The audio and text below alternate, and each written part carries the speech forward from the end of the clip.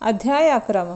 अशा प्रकारची भगवंताची वचने ऐकून अर्जुन म्हणाला, हे भगवान, माझ्यावर अनुग्रह करण्यासाठी परमगुह्य अध्यात्म विषयक वचने म्हणजेच उपदेश जो आपल्याद्वारे सांगितला गेला आहे, त्यामुळे माझे हे अज्ञान नष्ट झाले आहे.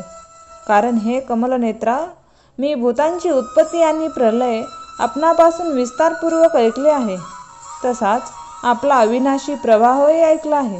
हे परमेश्वरा, आपण आपल्याविषयी जसे सांगत आहात हे ठीक तसेच असे आहे.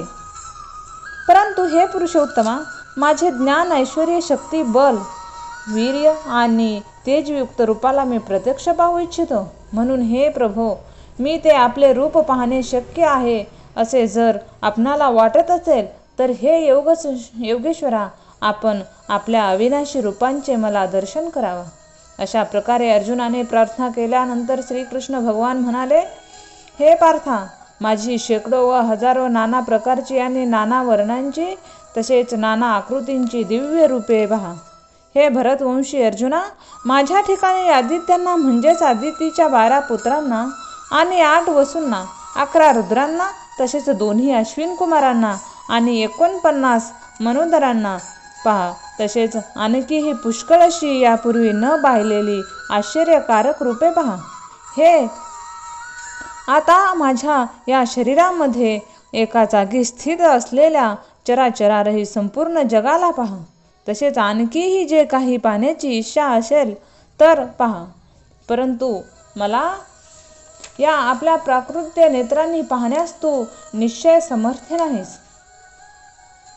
म्हणून मी तुला दिव्य म्हणजेच अलौकिक चक्षु ज्ञान नेत्र देतो. त्याने तू माझ्या प्रभावाला अति आणि योग्य शक्तीला पहा. संजय म्हणाला, हे राजन, महायोगेश्वरांनी सर्व पापांचा नाश करणाऱ्या भगवंतांनी अशा प्रकारे सांगून त्यानंतर अर्जुनाला परम ऐश्वर्ययुक्त दिव्य स्वरूप दाखविले.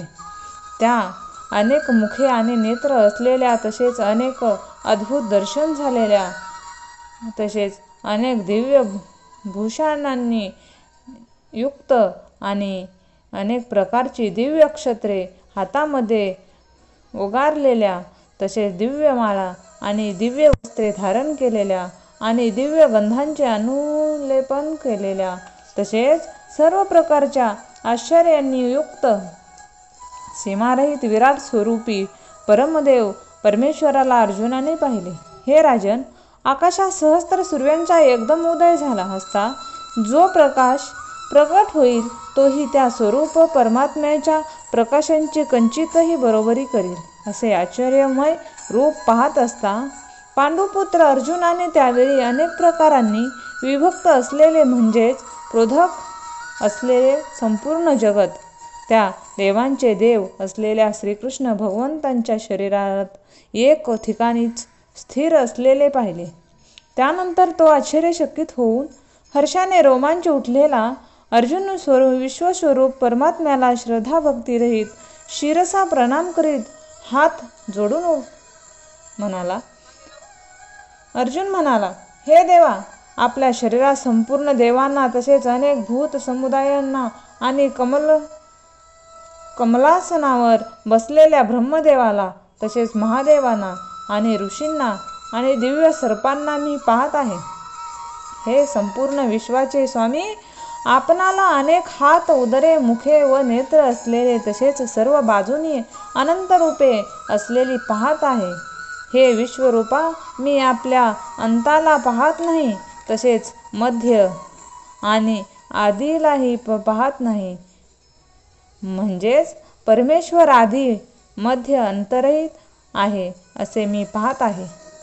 हे विष्णू, मी आपणाला मुकुटयुक्त, गदायुक्त आणि चक्रायुक्त तसेच सर्व बाजूनी प्रकाशमान तेजांचा पुंज, प्रज्वलित अग्नी व सूर्याप्रमाणे ज्योतियुक्त पाहण्यास अशक्य आणि अप्रमेय स्वरूप सर्व बाजूनी पाहत आहे.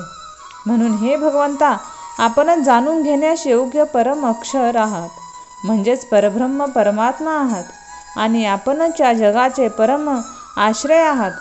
तसेच आपणच अनादी धर्मांचे रक्षक आहात आणि आपल्या अविनाशी सनातन पुरुष आहात असे माझे मत आहे.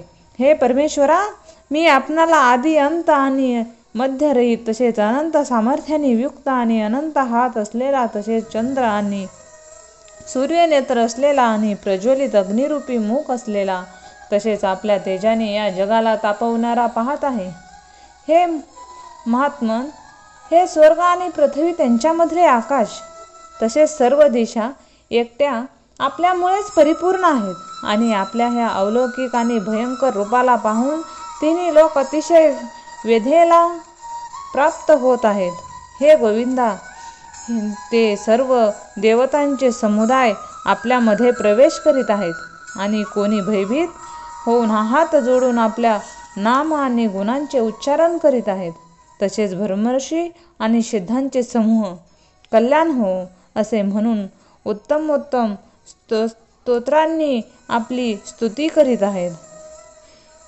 हे परमेश्वरा, हे 11 रुद्र आणि 12 आदित्य तसेच 8 वस्तू आणि साध्यगण, विश्वदेव आणि अश्विनी कुमार आणि मरुद्गण आणि पितरांचे समूह आणि गंधर्व, यक्ष, राक्षस आणि सिद्धगांचे समुदाय आहेत. ते सर्व आश्चर्यचकित होऊन आपणाला पाहत आहेत.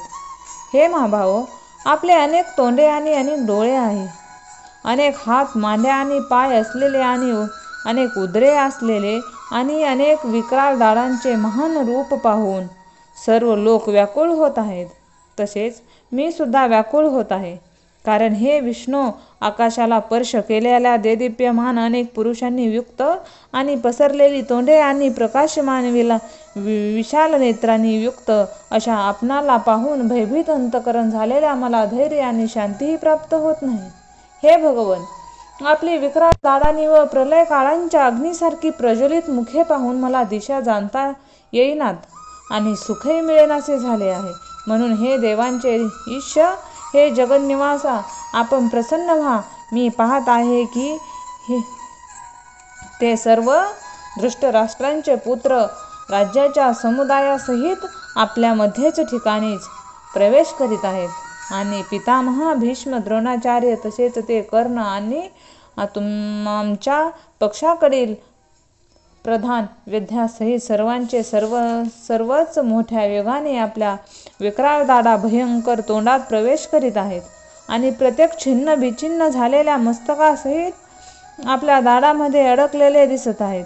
हे विश्वमूर्ते, ज्याप्रमाणे नद्यांचे अनेक जलप्रवाह समुद्राकडे धाव घेतात म्हणजे समुद्रामध्ये प्रवेश करतात, त्याचप्रमाणे हे शूरवीरांचे समुदायही आपल्या प्रज्वलित असलेल्या मुखामध्ये प्रवेश करीत आहेत.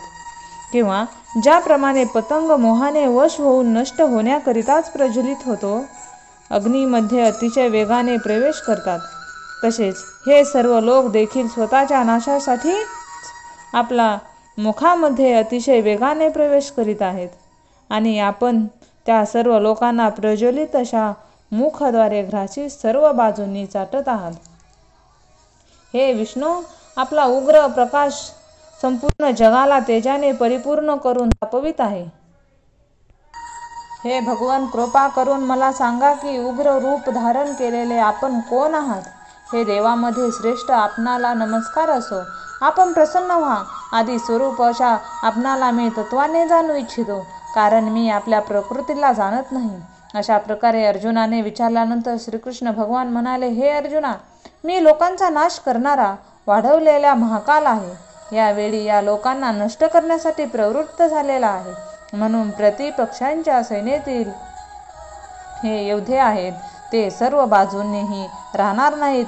म्हणजे तू युद्ध केले नाही तरीही या सर्वांचा नाश होईल. म्हणून तू उभा राहा आणि यश मिळव. शत्रूला जिंकून धनधान्य संपन्न राज्याचा उपभोग घे. हे सर्व शूरवीर पूर्वीच माझ्याकडून मारले गेले आहेत. हे सवायांची तू फक्त निमित्त मात्र होऊन जा.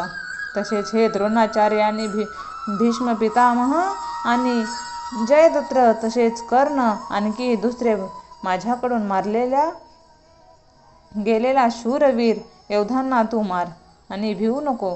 निसंशय तू युद्धामध्ये शत्रूला जिंकशील, म्हणून तू युद्ध कर. यानंतर संजय म्हणाला, हे राजन, केशव भगवंतांनी ही वचने ऐकून मुकुटधारी अर्जुनाने हात जोडून कापत नमस्कार केला.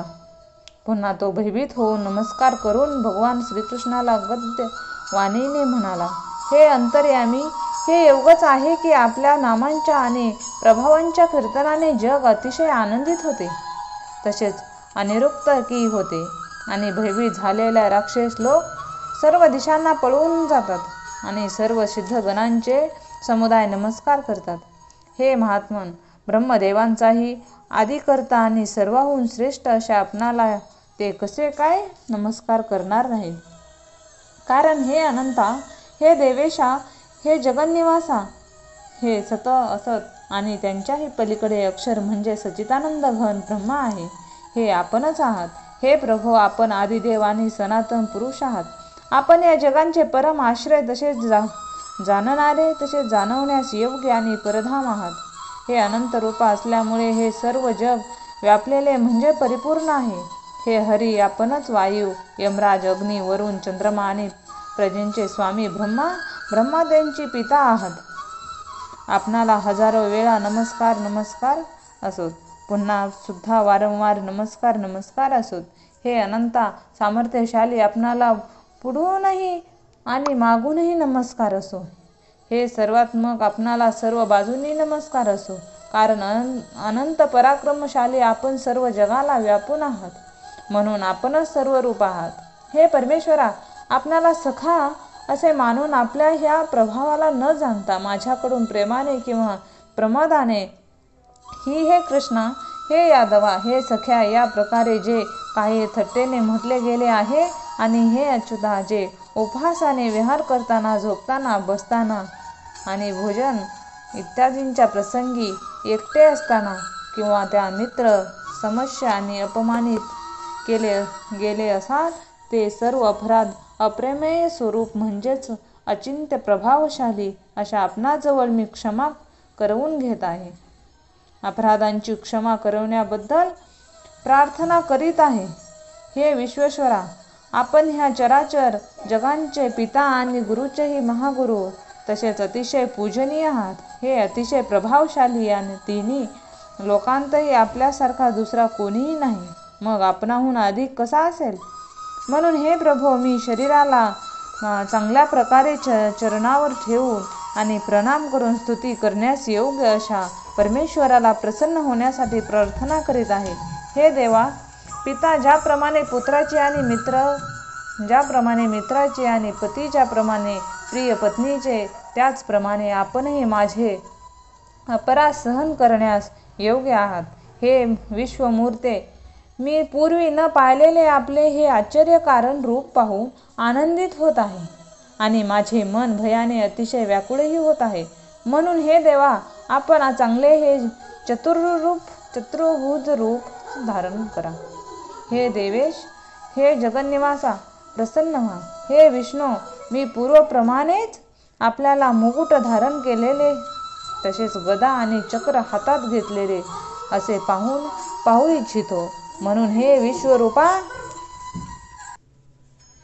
हे सहस्त्रभावो, आपण त्याच चतुर्भुज रूपाने युक्त व्हा. अशा प्रकारे अर्जुनाने केलेली प्रार्थना ऐकून श्रीकृष्ण भगवान म्हणाले, हे अर्जुना, अनुग्रहपूर्वक मी आपल्या योगशक्तींच्या प्रभावाने हे माझे परम तेजस्वी, सर्वांचे आदी आणि सीमारहित विराट रूप तुला दाखविले, की जे तुझ्याशिवाय कोणीही यापूर्वी पाहिलेले नाही. हे अर्जुना, मानव लोकात अशा प्रकारचा विश्वरूपधारी मी न वेद आणि यज्ञाच्या अध्ययनाने आणि न दानाने आणि न क्रियानेही आणि न उग्र तपानेही तुझ्याशिवाय दुसऱ्या कोणाकडूनही पाहिला जाणे शक्य नाही. अशा प्रकारे माझ्या या विकराळ रूपाला पाहून तुला व्याकुळता न हो आणि मूढभावही न हो आणि भयभीत रहित प्रीतियुक्त मनाचा तू तेच माझे हे शंख, चक्र, गदा, पद्म धारण केलेले चतुर्भुज रूप पुन्हा पहा. यानंतर संजय म्हणाला, हे राजन, वासुदेव भगवानाने अर्जुनाला अशा प्रकारे सांगून पुन्हा ते आपले चतुर्भुज रूप दाखविले आणि मग त्या महात्मा कृष्णाने सौम्य रूप धारण करून भयभीत झालेल्या अर्जुनाला धैर्य दिले. यानंतर अर्जुन म्हणाला, हे जनार्दना, आपल्या या अतिशय शांत असा मनुष्य रूपाला पाहणं मी शांतचित्त होऊन आपल्या स्वभावाला प्राप्त झालो आहे. अशा प्रकारची अर्जुनाची वचने ऐकून श्रीकृष्ण भगवान म्हणाले, हे अर्जुना, माझे हे चतुर्भुज रूप पाहण्यास मिळणे अतिशय दुर्लभ आहे की जे हे तुम्ही पाहिले आहे, कारण देवता सुद्धा नेहमी या रूपांचे दर्शन करण्याची इच्छा करतात. हे अर्जुना, न वेदांचे, न तपांचे, न दानांचे आणि यज्ञांचे अशा प्रकारे चतुर्भुज रूपधारी मी पाहिल्या जाणे शक्य आहे की जसे मला तुम्ही पाहिले आहे. परंतु हे श्रेष्ठ तपस्वी अर्जुना, अनन्य भक्ती करूनच अशा प्रकारे चतुर्भुज रूपधारी मी प्रत्यक्ष पाहण्यासाठी आणि तत्वाने जाणून घेण्यासाठी आणि प्रवेश करण्यासाठी म्हणजेच ऐक्यभाव प्राप्त होणे हे अशक्य आहे. हे अर्जुना, जो पुरुष केवळ माझ्याच करिता सर्व काही माझेच समजून यज्ञ, दान आणि तप इत्यादी संपूर्ण कर्तव्य कर्म करणारा आहे आणि मलाच ठिकाणी पारायण आहे, म्हणजेच मलाच परमाश्रय आणि परमगती मानून माझ्या प्राप्तीकरता तत्पर असलेला, तसेच माझा भक्त आहे, म्हणजेच माझे नाम, गुण, प्रभाव आणि रहस्य यांचे श्रवण, कीर्तन, मनन, ध्यान आणि पठनापाठन याच्या प्रेमाने निष्काम भावाने निरंतर अभ्यास करणारा आहे आणि आसक्तीरहित आहे, म्हणजे स्त्री, पुत्र, धन इत्यादी सांसारिक पदार्थांमध्ये स्नेहरहित आहे आणि संपूर्ण भूत प्राण्यांच्या ठिकाणी वैरभाव रहित आहे. असा तो अनन्य भक्त करण्यास पुरुष मलाच प्राप्त होतो. रामकृष्ण हरी.